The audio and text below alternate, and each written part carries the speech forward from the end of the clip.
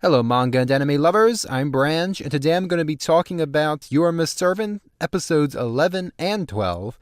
Two episodes today, because when I record episode 11, the audio got messed up. I think I accidentally had my headphones connected, so it recorded through my crappy headphone speaker sometimes, instead of my actual microphone. And so the audio got real messed up. It was constantly skipping and going between different microphones, and it was just a whole mess. But you know what? I'm kind of glad that I get to record these two together, because I'm going to be moving closer to this kind of format going forward, where I discuss multiple episodes at once, instead of one every week, because I honestly can't keep up that kind of recording schedule. I'm too busy with work and school. And it also works out because these two episodes kind of go together like two peas in a pod, I guess you could say. They both explore the same thing, although the previous episode, episode 10, also did.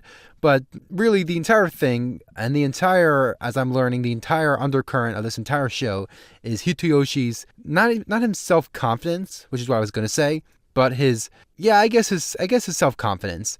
Because we see all throughout episode 11 how he really is madly in love with Yuki, and yet he doesn't want her to be close to him because he's not used to it, and he doesn't think that he's able to, go to the next step, and he's scared and all that. And so he tries to push her away, and that eventually ends up in her thinking that he has gotten tired of her, like he said he wouldn't back in, I don't remember what episode it was, but it was after the Grace fight. And eventually it just ends in her breaking down.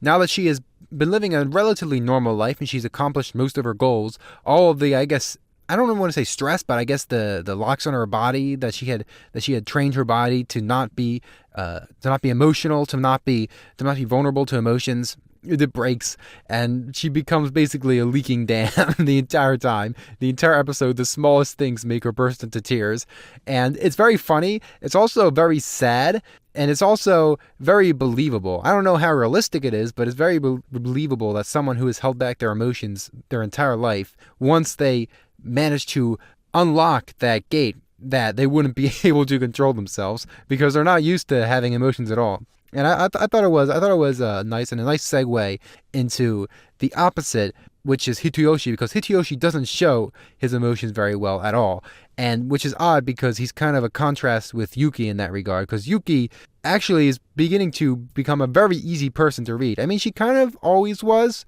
when she was out of her element. But now that she's still in her element, that this place has become her element, she's still really easy to read. It results in a very interesting dichotomy between the two. Then that continues throughout the entire episode, even when Yuki goes to the festival and Hitoyoshi can't because he's too tired, because he stays up all night because Yuki wants to fall asleep with him because she's scared to fall asleep by herself. And yet he can't sleep when she's in his bed, so he goes out to the couch or he stays up or whatever, and so he's not getting any sleep. And that and his father coming back home for the New Year's is what really contributes to the absolute, I don't even want to say storm that is episode 12. Episode 12 was a ride and a half, let me tell you that. I was curious to see what Hitayoshi's father would be like because we've heard so much about his family and yet not a lot at all. We just know how he feels about them, and he doesn't feel very good about any of his family aside from his sister. So when his father came back, I wasn't sure if he was going to be a bad guy. I was sure he wasn't because Hitoyoshi doesn't seem to resent his family. He just is very, very standoffish and he doesn't like to talk about them. And I think what his sister said, that the reason the house was such a mess before was because he was trying to send a message or be defiant of his father. Now I can kind of understand what he was doing, and unfortunately it means that the father is the cause of literally everything bad that happens in this show. But he's not a bad guy. It's just very unfortunate happening going on. It turns out that it wasn't just the mom that traumatized Hitoyoshi. It was also his dad, because he wasn't used to seeing his parents be super serious, and I don't even want to say super serious, but you know what I mean, like when something really serious is going on, like that kind of demeanor. When a kid isn't used to it, it can be very scary, and especially in such a traumatizing time when he was losing his mother, who never came back for him, and he never saw her, despite the fact that his father is in contact with his mother, and his sister goes between them, it seems, or she visits her brother from their mom's house. Why hasn't he seen his mom? Like, something doesn't make sense. Something is going on, and as we learn later on, that Hitoshi's father has connections to the underground, or at the very least, he knew Yuki's previous master. there is something going on with that. I assume that is where the assassins are going to come into play. There's something going on with that whole ring. Because I was wondering, this entire season went by, and we didn't have any of the big assassins that they had talked about in like the first couple episodes. So I was thinking that maybe it was just either a drop plot point, or it was just like flavor to Yuki's backstory. But no, they're definitely going to have major roles to play in the upcoming story. Even though I don't think there will be an upcoming story, I think this is the end. I don't think it's getting a second season. I would be delighted if he did, but if not, I'll just read the manga later on when I feel like it. But to come back to the point, Hitoyoshi is extremely lacking in self-confidence, and we haven't seen that until now because he has been having to take care of Yuki and show her around, so he's had to be responsible, he's had to be the person who knows what he's doing, and I suppose that having someone who is so inept at ordinary life as Yuki rely on him helped him to be more confident in himself. Now that Yuki is pretty much used to everything, he doesn't have that luxury anymore, and he has to confront his feelings, and this is where everything goes into a tornado, to be honest, because his dad is the worst communicator in the world, and Hitoyoshi has shut off his communication sensors pretty much. Because he's so afraid of being hurt, he preemptively assumes that something bad is going to happen, and so he never takes a step forward in anything, which is why he hasn't confessed to Yuki so far. He hasn't really been super straightforward, unlike his sister, who is the most straightforward person in the show. And you can see this fear building up in him and what's going to happen when he finally has to tell his dad something that's not, just a hello or a goodbye. And yet it turns out that his dad already knew. So now, on top of having a lack of self-confidence, he now feels super inadequate because apparently everyone knew what was going on except for him. And it's just a really terrible situation.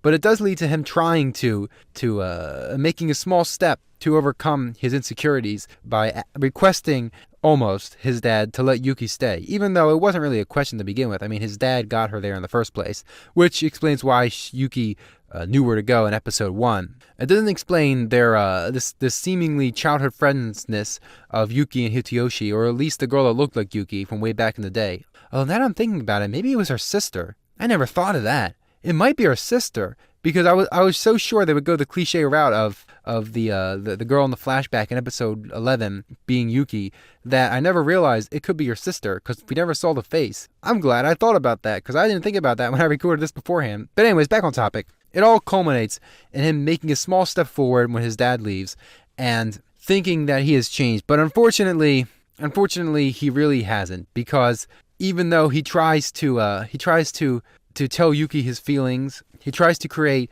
a semi-romantic atmosphere, and where Yuki goes way overboard. Or no, Yuki tries to create...